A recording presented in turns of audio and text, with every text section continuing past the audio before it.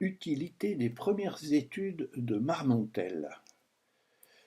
Je m'aperçus qu'avec les mots s'introduisent et se développent dans ma tête autant de nouvelles idées, et qu'ainsi les premières classes étaient un cours bien plus riche, plus étendu et plus réellement utile qu'on le pense lorsqu'on se plaint que dans les collèges on n'apprenne que du latin. Ce fut ce travail de l'esprit que me fit observer dans l'étude des langues un vieillard qui était l'un des hommes les plus versés dans la connaissance de la bonne latinité.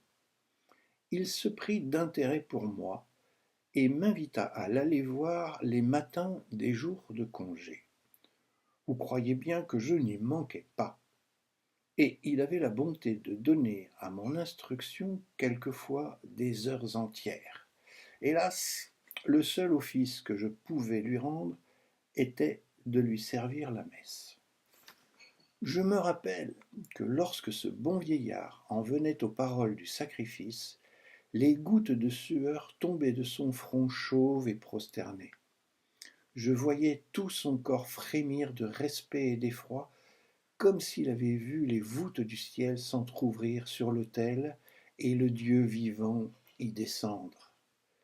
Il n'y eut jamais d'exemple d'une foi plus vive et plus profonde.